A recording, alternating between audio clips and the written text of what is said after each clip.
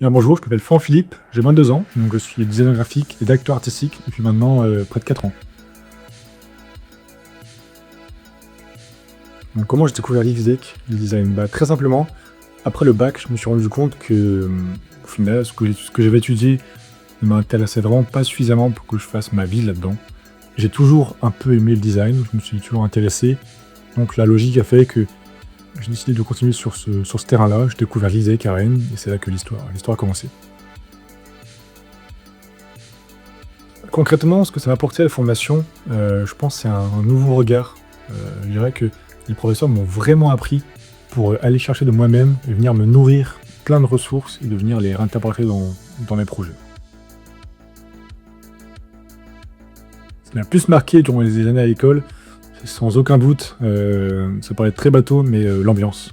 Je me sentais très bien accueilli et j'ai l'impression que c'était une très grande famille. Et à la différence du lycée et du collège où il y a un côté très hiérarchique, là, justement, quand tu viens discuter avec quelqu'un, il y a ce côté où c'est bien vraiment deux adultes qui échangent, et quand c'est un professeur, c'est un adulte qui échange avec un autre adulte et qui apprécie le même sujet. Et ça, j'ai vraiment beaucoup aimé, je suis encore en contact avec des professeurs, et c'est quelque chose qui m'a vraiment beaucoup marqué. Ce que je fais aujourd'hui, ça correspond super bien quand même à ce que j'imaginais dans le sens où tout ce que je voulais, c'était que ma passion, donc le graphisme, devienne un travail à plein temps, ce qui est le cas aujourd'hui. Majoritairement, on est très proche de ce que j'imaginais, et ça me suffit amplement pour l'instant. Du coup, aujourd'hui, je monte des projets de graphisme sous le pseudo de Flux, et je fais aussi de la direction artistique de plus en plus. Voilà, vraiment à l'origine, je faisais du design graphique pur et dur. Au fil des années, j'ai été de plus en plus intrigué par tous les aspects artistiques d'un projet. Et donc aujourd'hui, c'est vraiment, je joue entre ces deux casquettes. Je mélange le graphisme à des projets un peu plus généraux, et c'est merveilleux. Ce que je développe en projet aujourd'hui, un peu de tout, honnêtement. Moi, j'ai une préférence pour ce qui est de l'événementiel musical. Je pose beaucoup avec des salles de spectacle ou des assos, des événements qui ont besoin d'un poster. Ou alors aussi, je fais des identités complètes d'un événement. Donc vraiment, site web, tous les supports d'affichage, la stratégie de communication, même la programmation. Et puis après, il y a un côté, sur mon temps libre, je fais des choses plus manuelles, je fais de la sérigraphie, voilà, je fais mes propres collections de vêtements, je customise des plans de skate. Donc il y a vraiment une sorte d'équilibre entre des choses bien plus manuelles et des choses plus digitales, plus concrètes.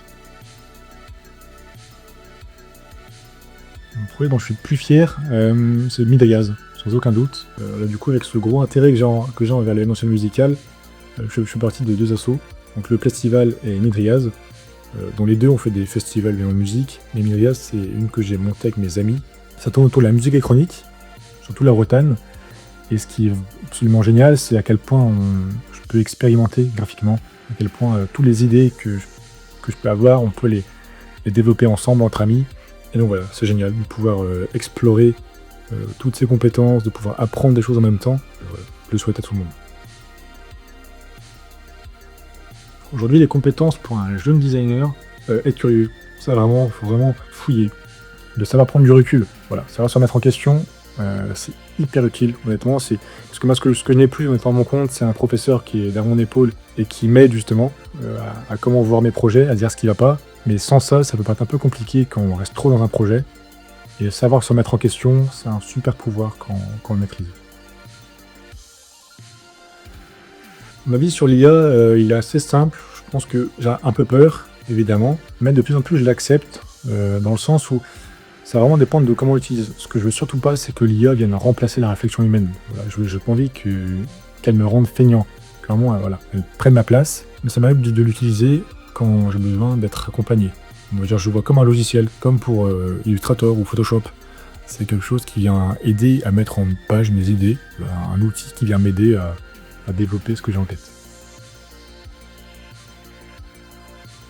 Niveau tendance, on a tous vu, je pense, la tendance vers le minimalisme. Voilà, tous les grandes marques qui refaisaient leur logo, qui avaient beaucoup de charme, vers un truc très plat. Et là, justement, je vois qu'il y a un peu un retour en arrière. Beaucoup d'entre elles, justement, se disent peut-être que finalement, revenir vers quelque chose de plus rustique, on va dire, est mieux. Et ils ont raison, moi, en tout cas, je trouve que ça a plus de charme. C'est la tendance, du moins, c'est la première qui me vient à l'esprit, là, comme ça. Honnêtement, c'est vrai que dit comme ça, je me sens très vieux, parce que j'ai l'impression d'être encore étudiant. J'ai quitté l'école il y a 3 ans, je vais me répéter, d'être curieux. Voilà, vraiment de ne pas hésiter à fouiller, à se perdre sur le web, dans des magazines, dans des archives, et à se nourrir de tout ce qui nous entoure, de venir réinterpréter dans les projets.